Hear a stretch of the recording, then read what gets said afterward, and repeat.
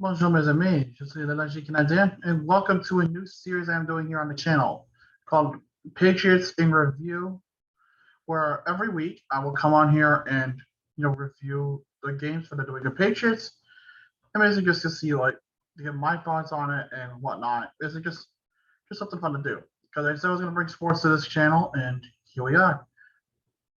So before we go ahead and start, not sponsored by the way, but I do want you all to buy this coffee. It's called Benchwarmer Brew. Benchwarmer Brew is an amazing coffee that you can get from benchwarmerbrew.com, started by fellow YouTuber That's Good Sports, where there are 3 different brands. There's this brand right here, my personal favorite, the Archer QB blend, the 5 Points blend, and the Backup QB blend. You can get this all on benchwarmerbrew.com, and the subscription is 25% cheaper than the actual bag.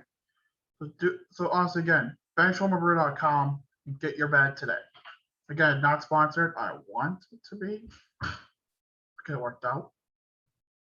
But anyway, week 6. Yeah, I know I should have started sooner, but whatever. Like I said, I go. Week 6, Patriots versus Cowboys, Gillette Stadium, Foxborough, Mass. You can say what you want about this game. It was fast-paced, it was slow-paced, it was fast-paced, it was slow-paced. Because it was back and forth. That's really what it was. The first quarter was fast. With touchdowns coming left, right, and goddamn center. The second quarter was quiet. Just a mere field goal. The third quarter was kind of quiet again. A field goal. Fourth quarter, more touchdowns and more field goals. But this game wouldn't need the 4 quarters. It would rather need overtime. As Dallas clinches the win, 35-29 from C.D. Lamb, going into the end zone for the walk-off touchdown. And then proceeded to be a little bitch and wave to Jalen Mills, because of course you do. But it was a fast-paced game. Both quarterbacks played great. Both teams played great. The defense was great. This is a great game in the sense of what a hyped up matchup should be. Quarterbacks doing what they do to help their team achieve success. And the Patriots now, they're falling to 2-4. Dallas rises up to 5-1. But what does this mean now for New England? They need to get their shit together. Quite honestly, they need to get their shit together. I was like, I've been a fan of New England since I moved here in 2006. And, that's kind of bullshit. Because, we lose Tom Brady a couple years ago. That was a couple of years ago. We got Mac fucking Jones now. If you can't, put into that with what you will, I'm sorry, I don't know what else to tell you. Okay, Mac Jones is good. He's a rookie. Rookies need time to grow. Quarterbacks have a different development curve than than on the positions. It's different. It's not like one side has a different learning curve than another. And so the quarterbacks are probably the most difficult position to try to attribute to, because they are the guys that rely on, basically they're the head of the offense. They're the brain of that offense. It's pretty much similar to a goaltender in hockey, or whatever position in basketball, or a pitcher in baseball. They They rely, parts rely on them, and they need to develop properly. A screw up in development can result into a shitty product. Just ask Geno Smith and Sam Darnold. And every other quarterback that has gone through the New York Jets. Seriously. But I'm looking at this game not as one that was like a pain in the ass, like one that the Patriots should have lost, but rather this was a hard-fought game on both sides. Yeah, New England lost. Yeah, I'm kind of pissed about that. But in a sense, Dallas looked good. Oh, of course, my Discord. Thanks. But in the sense that New England, now they need to, kind of panic a little bit. They're 2-4. they don't have a bye week for a long while, so they need to get going here. Because by the time that bye week comes around, you're talking what? Like near the end of the season already. So now, what I think they need to do here, they need to get Mac some better offensive linemen. Because look, I get it. Some were injured, some are on the COVID list, but you need to get them some help. Because if I'm sure all of us can agree that the O-line played like shit today. They played like shit. Like there was some that just gave up on the fucking defender from Dallas and just didn't even do anything. It's like, oh, you want to go by get to my quarterback? Oh, here you go. Just go ahead. Not even gonna bother with you. Just go. You need to get him some more offensive lineman help. That is what you need. That is exactly what you need to get him help. If you cannot get him help, then he is going to die out there.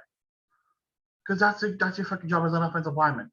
You gotta fucking protect your QB. But wait, Mag is doing all right. He just needs protection on that offensive line. It didn't help that they lost freaking what's his name, Joe Tunney, to the Chiefs in the offseason. But yeah, you can draft offensive linemen. Yeah, try trading for them. Try trading for them. That would help. You know, there are plenty of offensive linemen available. Just saying. But in all seriousness, though, I'm giving credit to Draymond Diggs. Honestly, biggest fucking beauty of a cornerback I've ever seen in the league. Other than Stephon Gilmore, biggest fucking beauty in terms of a young cornerback coming into the league.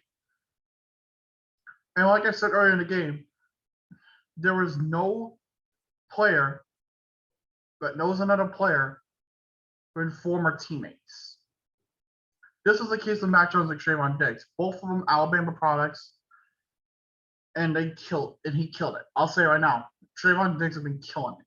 He now has 7 interceptions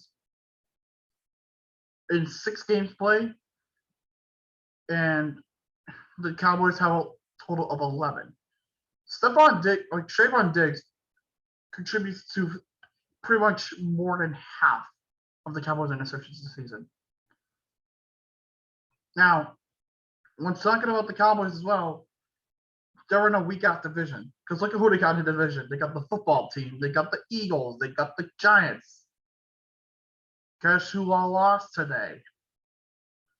The football team, the Eagles, and the Giants. They all lost. Dallas is the best team in that division. Didn't seem that way last season, but we're gonna go with it. But so Patriots next week, they need to work to rebuild. Not rebuilding this. They need to come back from this, and they need to get better. Next week they got the Jets, so that should be a relatively easy ass win.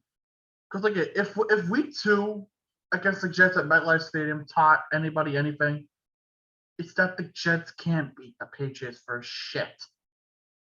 Prove me wrong, Jets fans, but you guys are mediocre as fuck. But you know what? While we're doing this, let's talk about the rest of the NFL for this week. Week 6 as well. Because you know what? We'll do a double segment. We'll do not only a Patriots in review, we'll do a week in review in the NFL.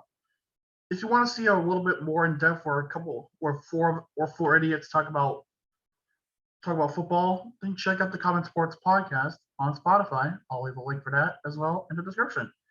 So let's talk Thursday Night Football. Eagles, Buccaneers. Well, Tom Brady is showing us how Tom Brady is Tom Brady, and that nobody can stop Tom Brady because Tom Brady is Tom Brady. And yes, I said Tom Brady way too many times, but proves the point of how good Tom Brady is. He led the Buccaneers 28-22 in that victory Thursday night. Moving on to the London game, the Jaguars and the Dolphins, 2 mediocre shit-faced franchises. one of them in our division. And wouldn't you get a nice laugh out of this one?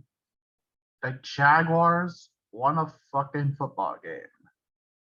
They won a football game for the first time since September of last year.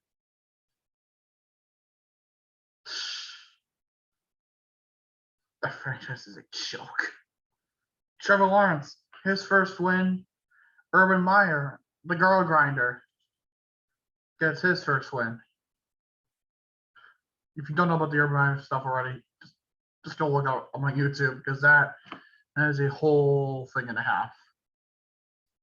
But as well, we got the Vikings taking on the Panthers in North Carolina. That game went to overtime. The other overtime game, oh no, wait, there's one more. We'll get to that later. To where the Vikings pounded well, not pounded, but they beat the Panthers 34-28. But my moment of the game was what happened in the stands. If you're on Twitter, I want you to go check out this guy, Eli Jones, on Twitter. He basically put up 2 videos totaling just under 3 minutes of fans from both sides fighting. It wasn't just one set of fans. It was a fucking cluster. It was a clusterfuck. It's exactly what it was. If you want to see fans brawling, there's your fucking video right there. Right there. They're so fucking dumb. But same time, I don't know what to say. But moving on, Ravens, Chargers, M&T Bank Stadium in Baltimore, Maryland. I almost forgot that. Chargers play like shit. There's nothing to review here. Ravens kicked their ass, 34-6 victory. Just nothing to say. Lamar Jackson was like a fucking MVP. The Chargers couldn't get anything going worth shit. And it's making people question whether or not Justin Herbert was a fluke. To which I say, no, he was not a fluke. Moving on, Rams Giants at MetLife Stadium. At halftime, this game was 28-3, and Falcons fans everywhere wanted to die because they know what happened the last time things were 28-3. I'm just gonna let that sink in. I'm not even gonna say anything. but in the end, the Rams still came away with a win, 38-11. Honestly, Matt Stafford looks so much better as a QB for the Los Angeles Rams than he ever did as a Detroit Lion. He looks so much better. He's got the weapons. He's got the offensive line. Well, sometimes spotty. It's still actually pretty good. He's got that offensive line he can rely on. He's got the weapons he can rely on, both in the air and on the ground. The defense has really been strong. Honestly, I hope they go far in the playoffs. I know they're going to make the playoffs, that's no doubt. Moving on, Texans Colts in what I deem the first tank bowl of the season. I'm not even going to bother with the transition because I'm not good with that. But Colts proceed to shit stomp the Texans 31-3 in the glue factory known as Lucas Oil Stadium. And to contrary belief, it does not provide oil changes for your cars. I know, sad times. But Carson Wentz looked good.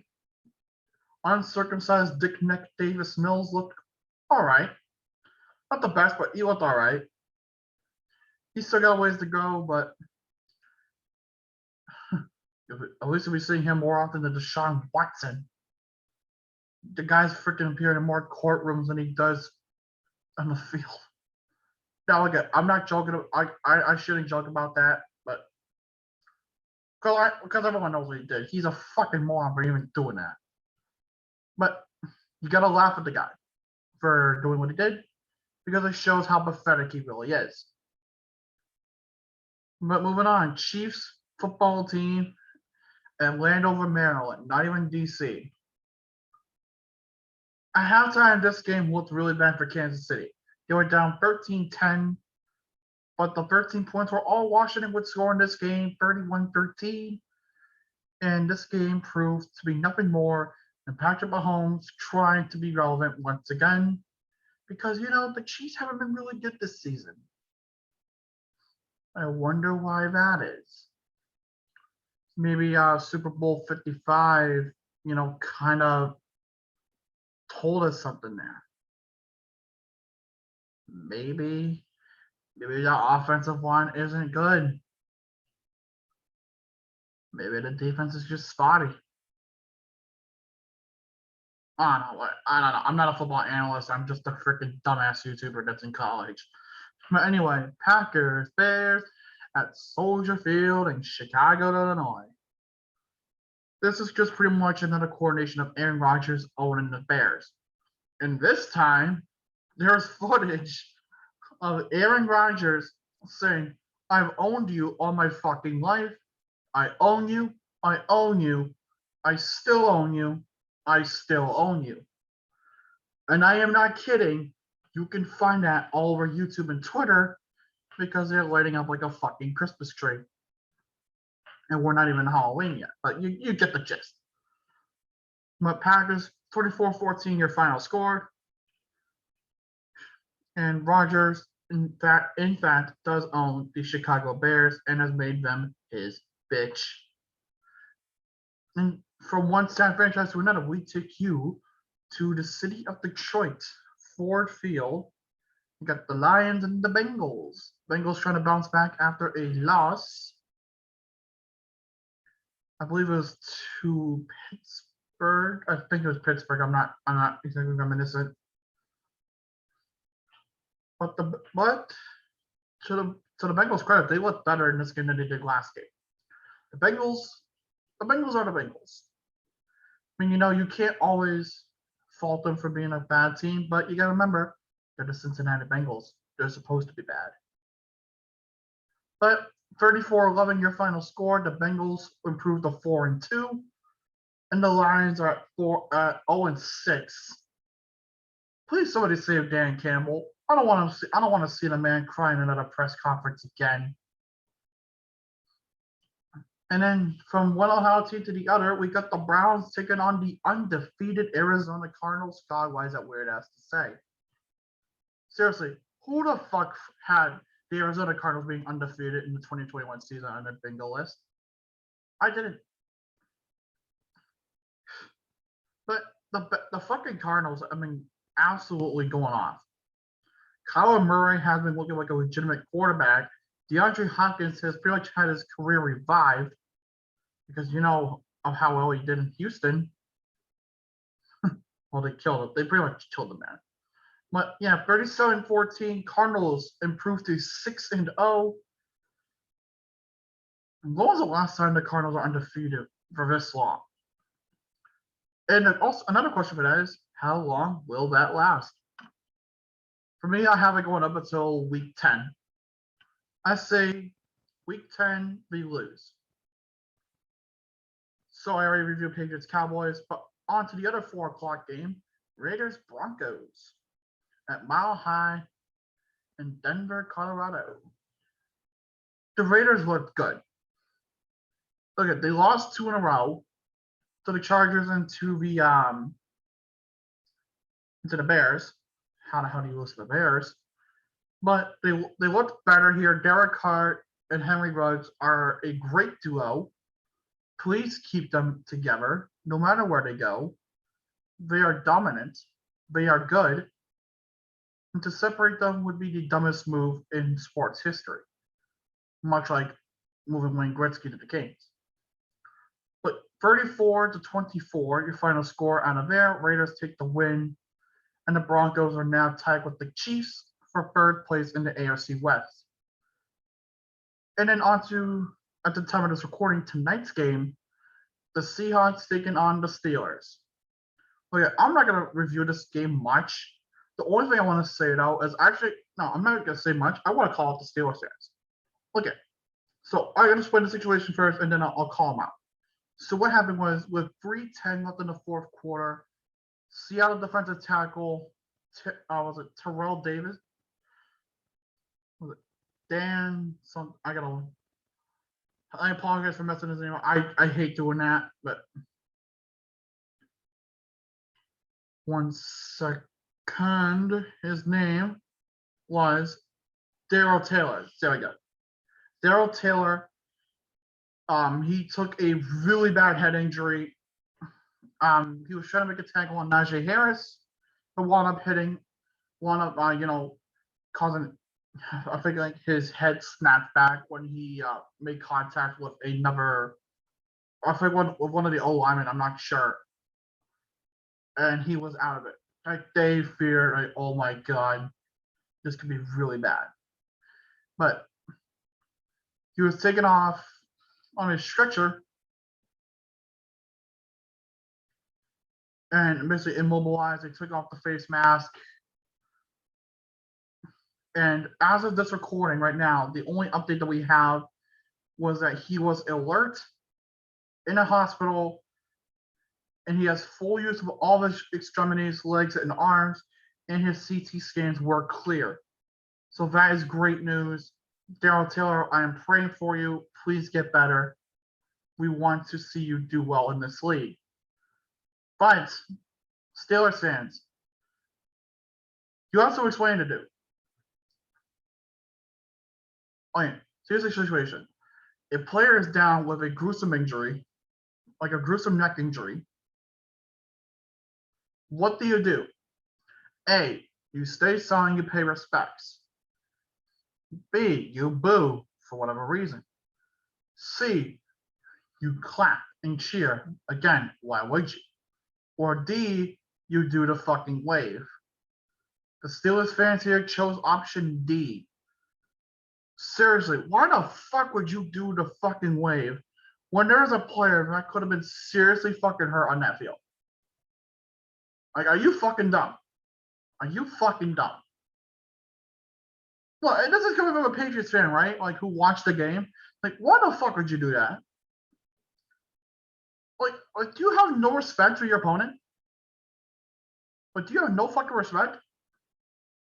Hell, even the Steelers fan and urinating tree got pissed off at that. Really? You know it's bad when one of your own is turning on you because of how fucking dumb you are. And it's even worse. It's even fucking worse when the players of the team that you cheer for tell you to cut the shit.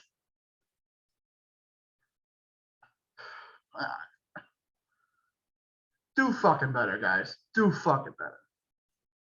But in a sense of what the fuck were the fans doing to what the fuck were the refs doing in that game, because basically I'll just explain it like this.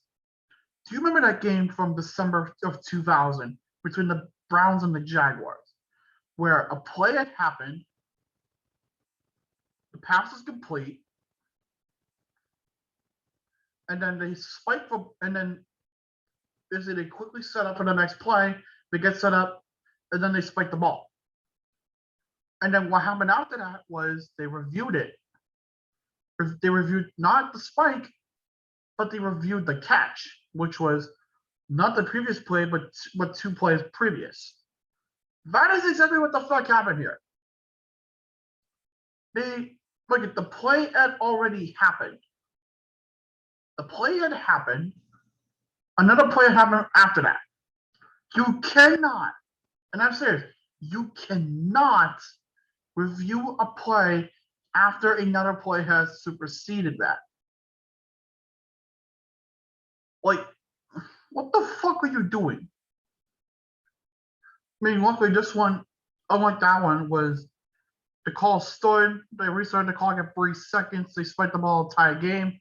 Went to overtime. Geno Smith fumbles the football. Thank you, TJ Watt, for reminding us on how shit Geno Smith is. Boswell hitting the game-winning field goal. The Steelers beating the Seahawks 23-20 in overtime. So we have 3 games this week on overtime. And then tomorrow night at the time of this recording, we will have Bills and Titans.